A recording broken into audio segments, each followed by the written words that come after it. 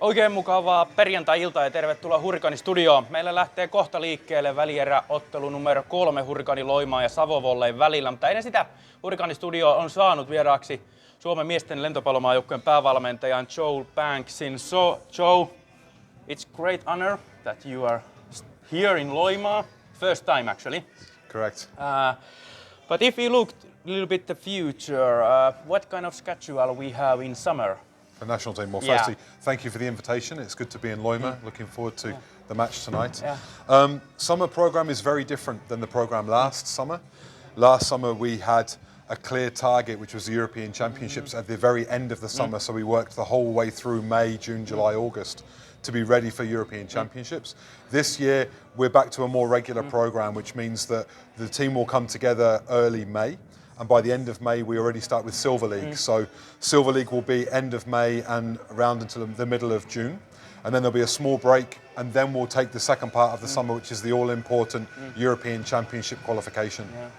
And now you are Loimaa, it's not a secret, you are scouting some players. Yes. Can you give the names, who are you watching especially?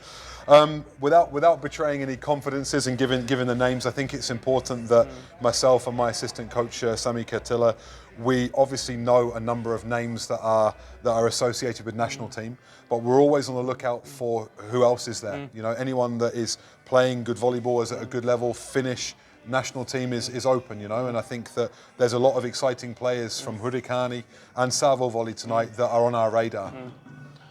Usually, almost every interview in Finland, we talk about national team, but let's make an exception. So, tell a little bit for the viewers, what is your history of volleyball? When you start playing volleyball, and you are from England, so Yes. it's not, maybe the soccer is the number Absolutely. Wow. Well, I played all sports as a child, but the main sport that I really fell in love with was basketball. But long story short, there was no basketball team when I went to school. So most of the sports in England at the time were linked to school, after school clubs. So with no basketball, the volleyball coach said, come and try volleyball. I said like, no, it's not really for me. But I started at 13 and a half. And that was me. I was bitten by the volleyball bug, and I played volleyball all the way through for national team, and then play as a professional in Belgium. And then after playing, coaching, and now we see where I am today. You have coaching, especially in Maaseik. Yes. But why you start coaching? What is the secret? You are coaching in several years so far. Yeah. I started as a professional coach back in 2006, 2007. When the British program was involved in Olympic Games in 2012. So that was really my chance to start as a full-time professional coach. Before that, I'd been a professional player, never at a really top level, but paid professional.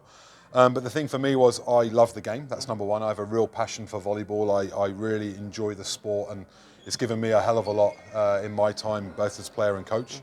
But I started coaching because I like volleyball, but I like to work with people. And the people element and helping the players and the staff around me reach their goals is a really gratifying experience. So I think I'm a lot more a people person, and I'm a lot more accustomed to coaching than ever as a player, really. You start in 2019 as a head coach of Team Finland. Yeah. If you compare this season so far, what Yeah. has changed in national team? Well, for me personally, it was a real baptism of fire. It was one of the most difficult experiences I've faced because I took over from Thomas. A very well-known coach, had been, I think, a decade with Finland, so there was an established way of working. I came in late, and then we had to try and pick the program up and really run with it, and we struggled. It was really tough the first summer, but over the course of the project, those 3 years, we had a lot of challenges in the first year.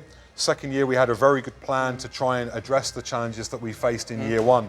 But then Corona came, so a lot of that plan went into the toilet, and there was no option to really make the steps. We made some steps, but not as much as we'd hoped. And then last summer, I think it was really the first time that we managed to really practice and train. And for my feeling, you felt that the staff and the players group really came together as a united group. And that's what you saw, and I think that's what people felt on the court in Tampere last year when Finland played. It was a team. It was a team that played with fire, with determination, and with character. And that's something that I think has been the steps that we've tried to put in place over the course of my tenure with Team Finland. You have been coaching in Europe, in big leagues, big clubs, and if you compare the European top clubs and Mestaruusliiga, how much we are behind, and what can we do, like we can take the league better and better here in Finland? Yeah, I think the obvious is money. I think if you really compare the top leagues, and I talk now with the experiences that I have with Champions League, for example, with the club, that you play against international level players, top European and world level players, and the reality is that they cost a lot more than the players that I've had in my club teams, that I think many of the teams have in the Mestaruusliiga. So primarily it's to do with what is the budget and which players can you sign. What I think is interesting about the Mestaruusliiga is that with the players that the teams have, the clubs work very hard to try and develop the players. You see a lot of young Finnish players, and I think that the future for national team, the better the work from the clubs and the better the work, the number of hours they can make, the investment from the clubs with the training and the coaches, hopefully those players make the steps and the clubs achieve better results, and then when those players come to national team, we're already a big step further. Last one, Joel, today's game, we know Savo is a big team and they are leading 2-0. Yeah. What kind of game you're expecting to see today? I think despite the 3-0, and I was at the game on Tuesday in Savo, despite the 3-0, it was a lot closer than the scoreline suggested. I've no doubt that having watched HURRIKAANI this season, I've watched many films of all clubs, this wasn't one of their best games, and still they managed to find a way to come into the sets and try and make it more close. I'm sure that HURRIKAANI can perform at a better level, and now, like we saw the other day when AK played Valepa at home, the home advantage does count.